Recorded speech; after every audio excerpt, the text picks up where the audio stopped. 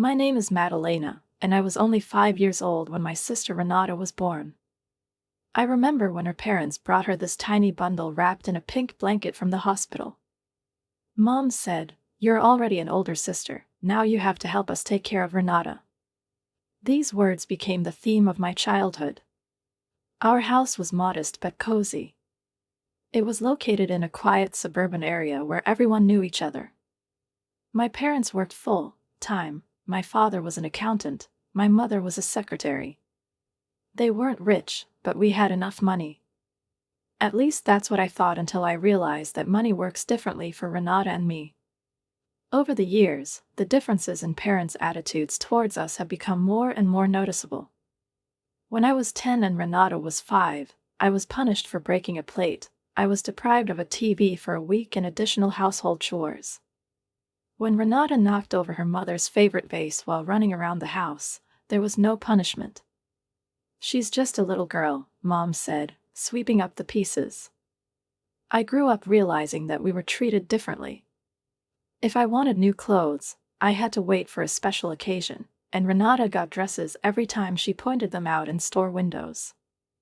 My daily routine turned into an endless cycle of responsibility: getting up early, helping Renata get ready, taking her to elementary school and then rushing to her high school, picking her up after class, making sure she did her homework, giving her a snack, entertaining her, putting up with her moods. It was a Wednesday in May when everything changed. The day started as usual. I got up early, packed Renata lunch and went to school. I had a math test that day, but my thoughts kept returning to the summer camp brochure hidden in my backpack. I've been saving money all year and doing extra housework to earn a place at a prestigious art camp. My paintings even earned me a partial scholarship. 6 more weeks and I'll be there. "Don't forget to pick up your sister at 3:15, Mom wrote at lunch, as if I could forget. I've been doing this for years. The math test was delayed, but I rushed to Renata's school anyway. Arrived at 3:20. The schoolyard was empty. My heart started beating faster. I looked into the classrooms, the playground, even the toilets. "Have you seen my sister?" I asked the janitor who was cleaning the hallway. "The one with the blue backpack?" "She left with her friends right after the call." My hands were shaking as I dialed Renata's number. Voicemail. One more time. And more. Nothing. Maybe she's at Beatrice's, I thought, remembering her best friend. I ran the 6 blocks to her house. My backpack was hitting me on the back, but I couldn't stop. "I'm sorry, dear, I haven't seen her today," Beatrice's mom said.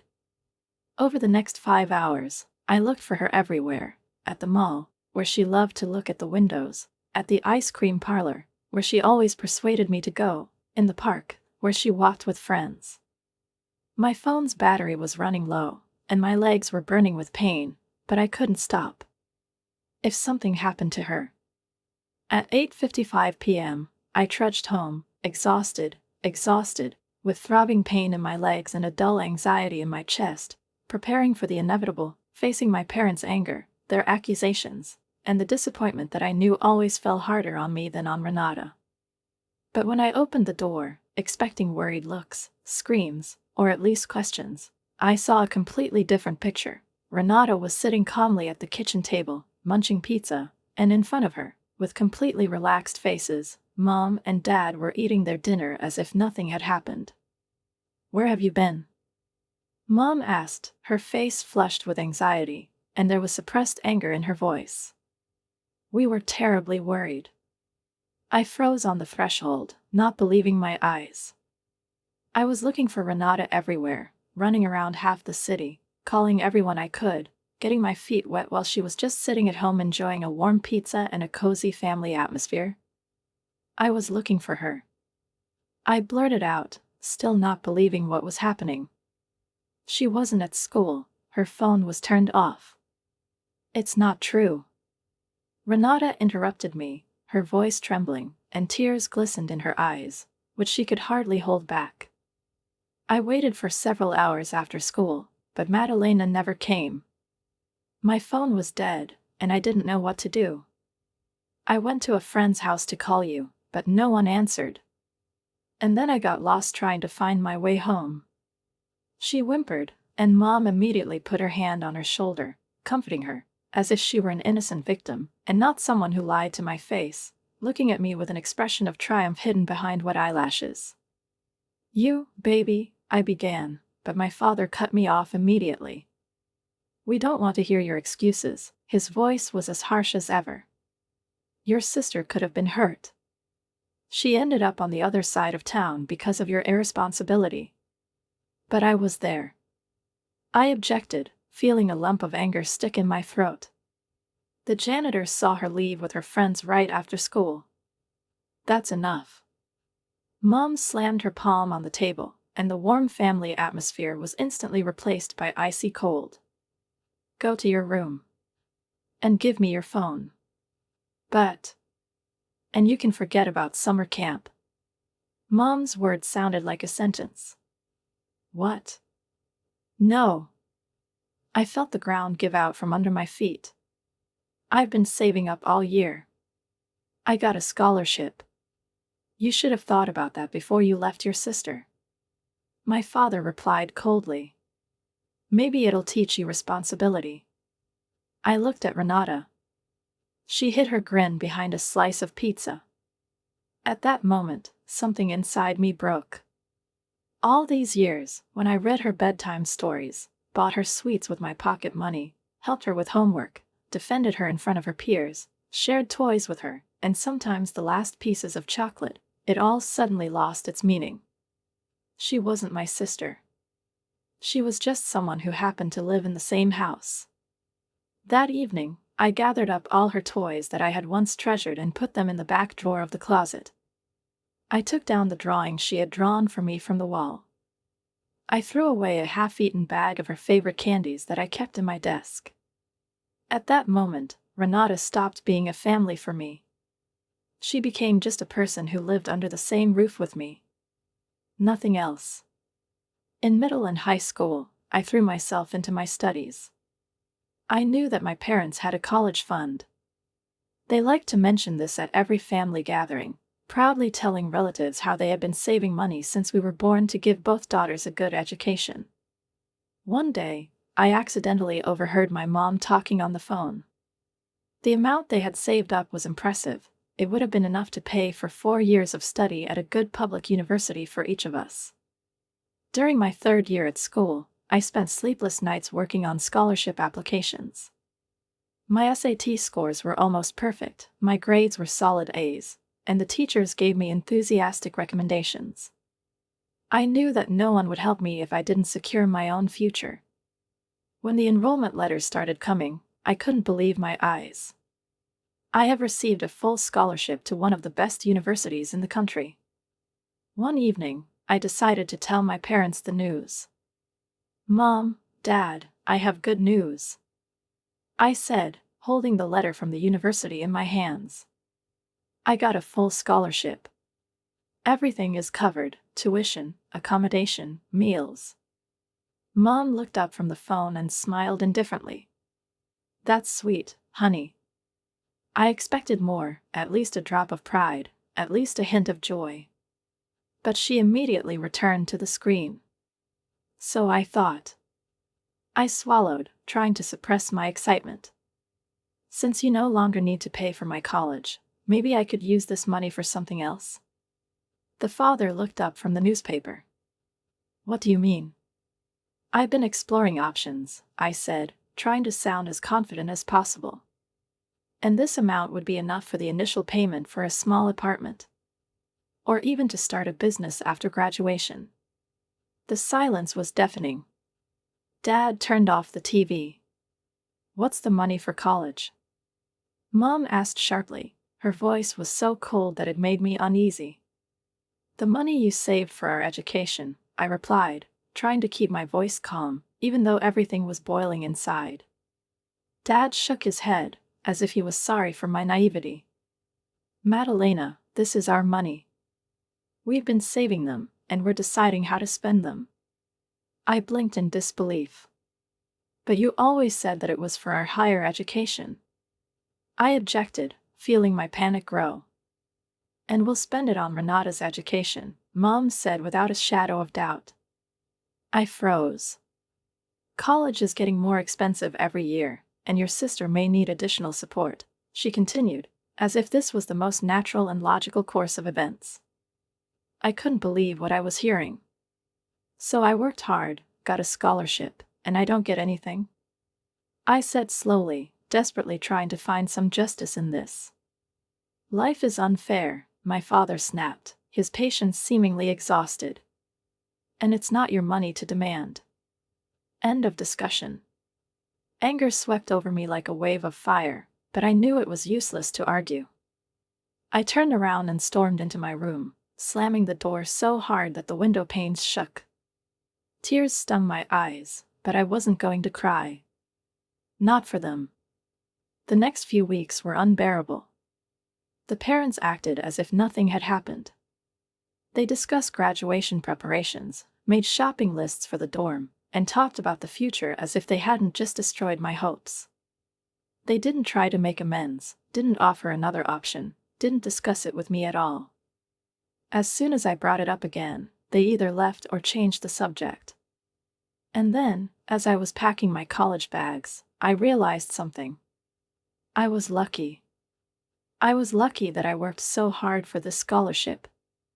I was lucky that I never counted on them in my education. Because now I knew the truth. In this family, I could only rely on myself. On the day of departure, I silently loaded my 2 suitcases into an Uber while my family was sleeping peacefully upstairs. No tearful goodbyes. No family photos on the porch. No carefully packed travel bag with homemade cookies. Just the soft click of the door closing behind me. My first week on campus was exhausting. I got a job at the university coffee shop, the only one that agreed to hire me for early shifts. The opening hours were harsh, 5 a.m., opening before classes, weekend shifts while other students walked and enjoyed student life. But it meant that I could afford my textbooks and not worry about running out of toothpaste one day. The only contact with the family was reduced to short, routine voice messages for birthdays and holidays. Happy birthday, Mom. I hope you have a great day. Merry Christmas. Everyone stay warm. They rarely answered. And when they answered, it was just as formal. Thank you, dear. Take care of yourself. All. One night, during another bout of insomnia, I found myself automatically scrolling through my mother's Facebook page. There were dozens of photos. Family moments that I didn't even know about. Renata, who was now 14, at a dance concert in shiny costumes. Her birthday is with a hired DJ and professional decorations. Family dinners with aunts, uncles, and cousins, where she was undoubtedly the center of attention. A photo of her winning a school talent contest. Posing with friends at the mall. Her first day of 9th grade. Not a word about me anywhere. No mention that I went to a prestigious university with a full scholarship. No photos of my empty chair at family gatherings. It's like I've been erased from my family history. It's like I never existed. After graduating from university, my friend Gemma suggested that we rent an apartment together in Seattle. There's a thriving market there, she said. We can both find good jobs. The thought of returning to Minnesota hadn't even crossed my mind. I accepted a job offer from a mid-level marketing firm, starting with their program for young professionals. The salary was small, but it was enough for half of the rent in our tiny but cozy 2-room apartment. I threw myself into my work, staying up late to learn new skills, volunteering for complex projects that no one wanted to do, proving that I was not just another ordinary employee, but a person capable of solving tasks beyond the scope of normal duties. Over time, my work began to pay off. I earned enough to afford my own place, a small studio, just 1 room with a tiny kitchen and windows facing a busy street, but every square foot of this apartment was mine. Every receipt I paid symbolized my independence, my success, my ability to survive without family support. who once made it clear to me that I couldn't count on her. After 3 years at a marketing firm, I had reached the ceiling. Despite my dedication, initiative, and excellent results, the company's structure was such that any promotion required long years of waiting, patience, and perhaps connections that I didn't have. One evening, while I was updating my LinkedIn profile in my apartment with a cup of coffee, I received a message from a recruiter from Tech Dynamics, one of the fastest-growing technology companies in the country. "Your profile has caught my attention," she wrote. "Would you like to discuss the possibility of an interview?" The process was difficult: 5 rounds of meetings, a presentation, a strategic proposal, and test assignments, but by the age of 27, I was ready for any challenges. When the offer came in, I reread it 3 times, trying to make sure I wasn't mistaken. The salary was almost twice as high as my current one, and it included bonuses and stock options that made my head spin. My career took off like a rocket. For 2 years, I led my own team, made important decisions, negotiated with clients, and earned enough to afford things I could only dream of before. My financial situation improved with each passing month. Investments began to make a profit, and soon I was standing in a Mercedes dealership signing documents for a car that once seemed unattainable to me. A few months later, I was granted a mortgage on a beautiful 2-bedroom apartment in one of the most prestigious areas of Seattle, where the morning light softly flooded the spacious living room and the balcony overlooked the bay. Life was good. Peaceful. Until one evening in November, my phone rang. "Madalena?" Her mother's voice sounded strange, almost uncertain. I almost dropped my wine glass. "We haven't spoken outside of formal holiday messages for many years. Is everything okay?" I asked, keeping my tone neutral. Yes, everything is fine, it's just. We haven't seen you for so long. Could you come home for Christmas?" 3 weeks later, I drove up to my parents' house in my Mercedes. The outside was the same as I remembered it: the old garden furniture, the peeling paint on the mailbox, the garlands on the windows, hung haphazardly, but inside I immediately noticed that some things had not changed at all. Renata, who was now 24, still lived at home. She sat on the couch scrolling through the tape on her phone while Mom fussed at the dining table and Dad pretended to be engrossed in the newspaper. "Madalena." Mom hugged me awkwardly. Her arms were tense, as if she didn't know how to behave. "We've missed you so much." Dad nodded from behind his newspaper. "You look good." Dinner was a strange dance of forced politeness and careful small talk. They asked about my work, but as if they didn't really understand or were interested in the details. They talked about the weather, about the neighbors, about Renata's plans, but no one asked me a single really important question. Renata hardly spoke, but I could feel her studying me.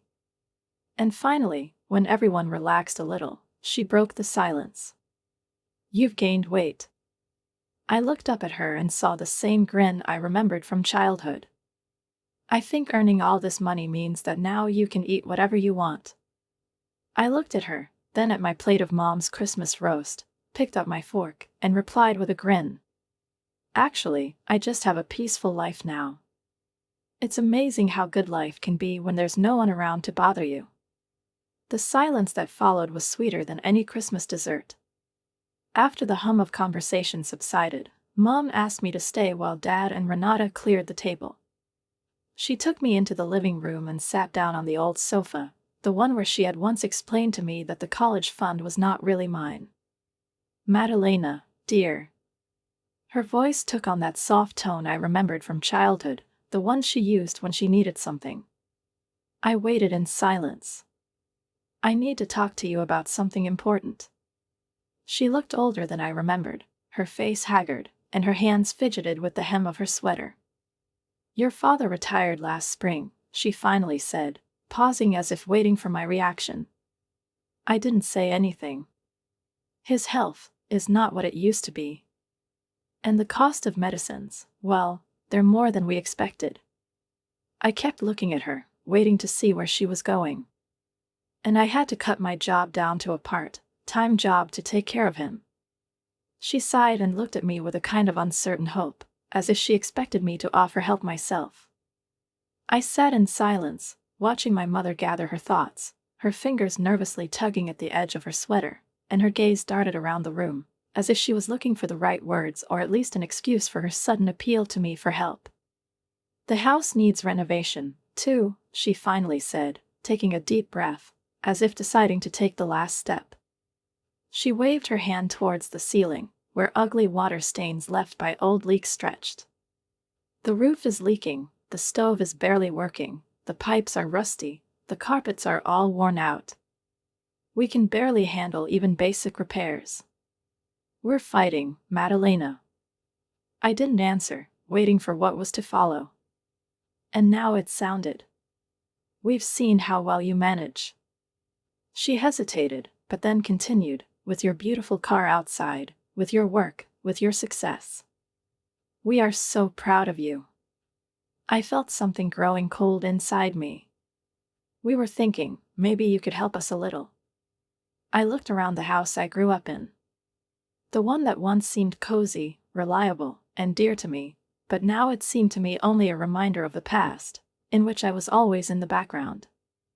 I looked at the faded wallpaper, at the old curtains, at the furniture that had been asking for a replacement for a long time, and despite all the bitterness that lived in me, I could not bear the thought that my parents were really fighting for survival, that they were denying themselves the most necessary things. "I'll send you $1,500 a month," I heard myself say. Mom looked up, and I saw relief in her eyes, which was immediately replaced by joy. She stepped up to me and hugged me, for the second time that evening. "Thank you, dear. It means so much to us." When I returned to Seattle, I immediately set up automatic monthly transfers. Like clockwork, $1,500 went into my parents' account, and every time I received a notification of a transaction, I told myself that it was money for medicines for Dad, for fixing the roof, for heating, for something really important. I didn't ask them for receipts, I wasn't interested in details, because I was too busy with work, and, to be honest, I didn't want to consider myself a person who demands an account for helping my family. But sometimes, in my rare free moments, I visited Renata's Facebook page. One post, dinner at the new fusion restaurant in the city center, a plate of delicious sushi, a glass of expensive wine. The other is bags from designer boutiques, neatly stacked on a table next to a latte cup. In each photo, she posed in new outfits, judging by the brands, expensive ones.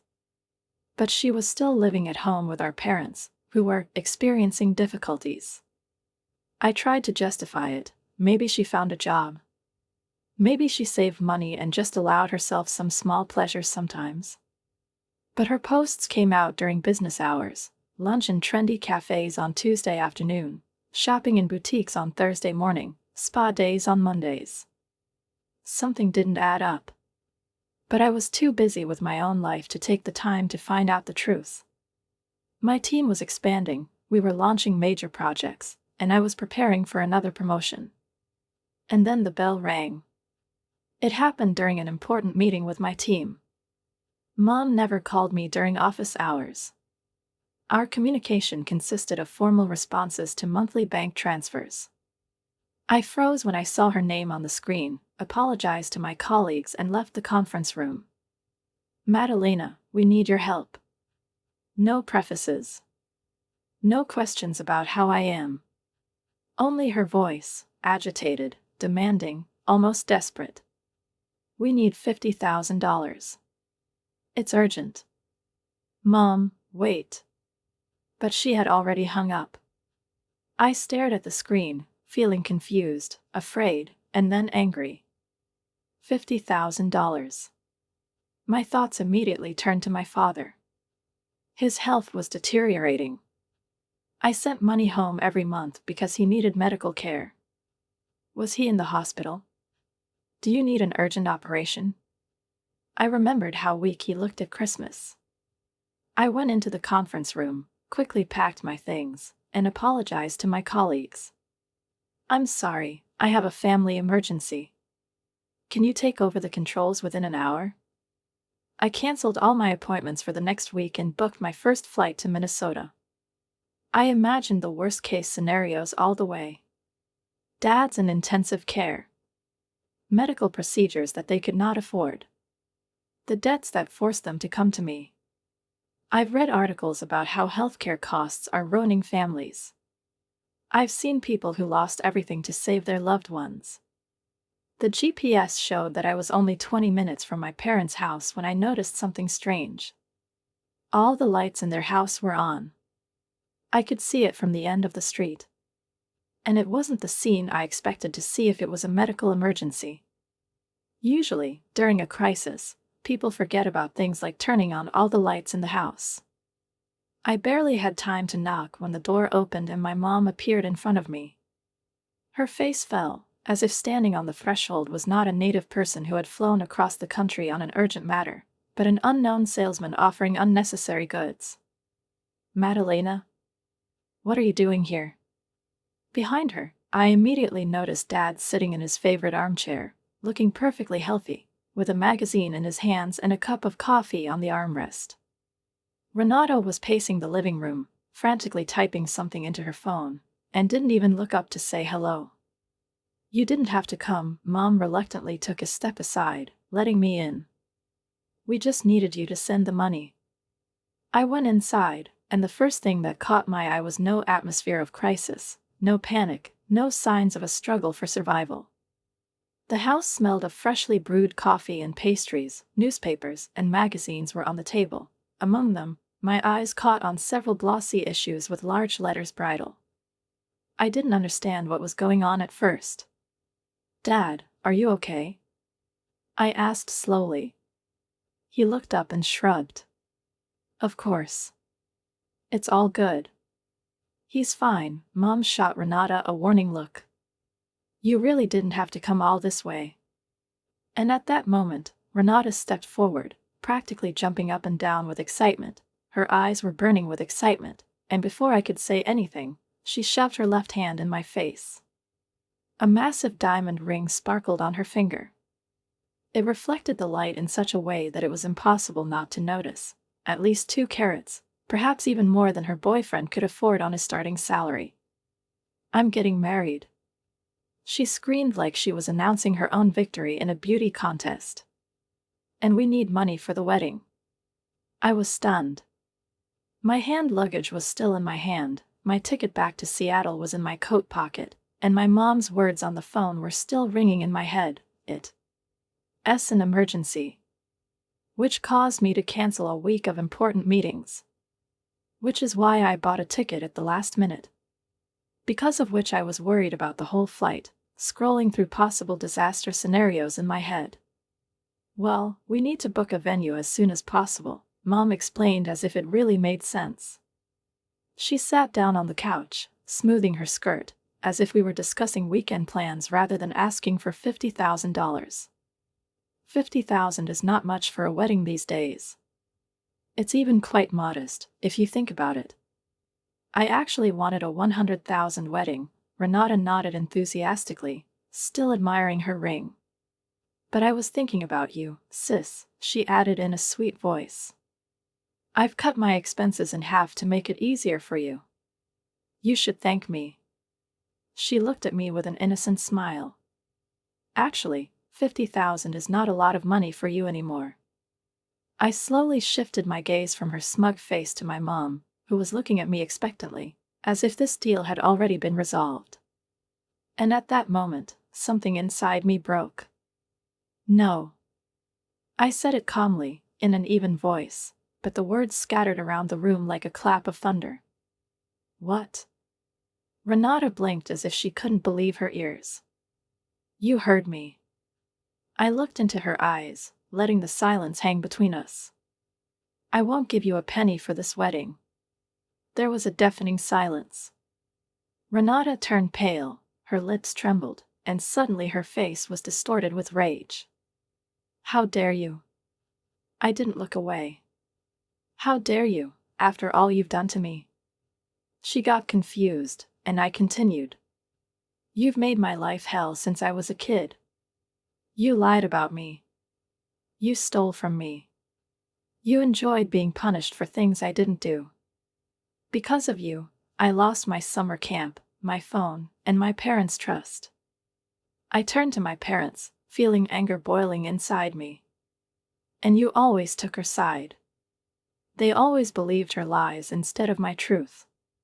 Mom jumped up from the couch, her face flushed with anger. After all we've done for you. I laughed. Everything you've done for me? Okay, let's talk about it. I took out my phone. Let's talk about where my money went. What money? Dad interjected, frowning. The $188,000 that I sent you every month. There was an oppressive silence in the room. Mom and Dad exchanged panicked glances. We used them for necessary things, Mom stammered. Necessary things? I clutched the phone in my hand. How are Renata's shopping trips? How are her dinners at restaurants? How are her new designer clothes?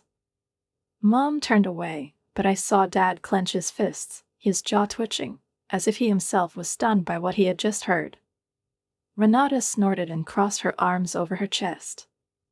Well, yes, why? You can afford it. I pulled out my phone, opened Renata's Facebook page, and started scrolling through her posts, which now, in the light of the truth, looked even more absurd. It's funny how someone living with our distressed parents can afford Gucci bags, dinners at expensive restaurants, and weekly visits to spas. I turned the screen to Renata, showing her my own photos. Well, how do you explain this? Her face was red, her eyes darted from me to the phone, as if she hoped that this whole scene was about to turn out to be a bad joke. You were stalking me?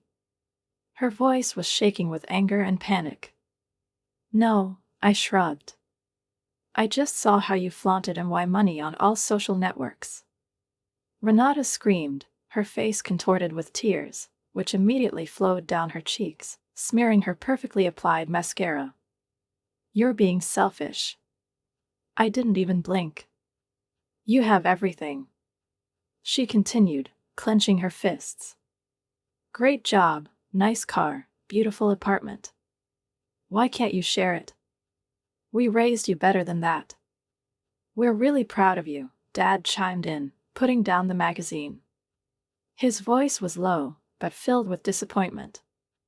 But you've become a greedy, heartless person. Heartless? I felt a strange, cold calmness flare up inside. I looked at them. My mother, who suddenly found something extremely important in the pattern on the carpet. I looked at Dad, who had already turned away, as if he didn't like looking at me. At Renata, whose face was flushed with rage, but fear flashed in her eyes. And I realized that I had nothing more to prove to them. Heartless. I took a deep breath and looked at my father. It's heartless to manipulate your own daughter for money. Mom tensed, but said nothing. It's heartless to spend the college fund on a beloved child. Renata snorted and turned away. It's heartless to lie about medical bills in order to finance the lifestyle of the youngest daughter. I picked up my bag, slung it over my shoulder, and nodded. I'm done. I saw my mother's lips twitch, and her hands gripped the hem of her skirt. Madalena. The monthly payment has been terminated. Today. I looked around at everyone in this room, the people I once called family. Don't call me. Don't write to me. Don't ask me for anything else. Never. You can't do this to us. Renata literally choked in hysteria, her face turned red, and her mascara flowed in black streaks. I've already told everyone about the wedding of my dreams. I put my hand on the doorknob and turned one last time. That sounds like your problem. I went out without turning around. The calls and texts started even before I got to my rented car. By the time I got to the hotel, my phone was flooded with notifications. Mom, you're heartless. You forget that you have family obligations. Renata, I'll tell everyone what kind of person you really are. Dad, you betrayed us. I was sitting on the edge of the bed, holding the phone in my hands, and I felt, Nothing. No guilt. No pain. Just a firm conviction that I made the right choice. I opened my laptop and started typing. I wrote an open letter. About family manipulations with children. About the stolen college fund. About financial deception. I've described everything in detail. Every deception, every betrayal, every lie. I've attached screenshots of Renata's posts, with a timestamp that matches the months when I sent money to Dad's medical bills. I ended the text with a demand: stop thinking of me as an ATM. I am not your sponsor. And I'm not your victim anymore. The post went viral in our family group. Aunt Susan called their behavior shameful. Cousin Mike said that he had never seen such a disgusting manipulation. Uncle Robert, who always tried to be a family peacemaker, silently left the chat. 3 months later, my cousin Jimmy told me about Renata's wedding. Quiet dinner at Olive Garden. Just her husband's family and our parents. No designer dresses. No fancy room. No complicated flower arrangements. Only breadsticks and a limited menu. I smiled when I heard the news. But I didn't feel any satisfaction. I was too busy with my life. My team has just successfully completed the launch of an important project. I started dating Michael, a kind, level-headed software engineer who understood my boundary with regard to family and never tried to cross it. My therapist said that I'm making great progress. Sometimes, late at night, I still saw message requests. But I deleted them without reading them. The little girl who desperately wanted her parents' approval no longer existed. In her place now was a woman who finally realized the truth: family is not blood. Family is the ones who really appreciate you. Write a comment on what you think about this story and don't forget to subscribe to the channel and like it. See you soon.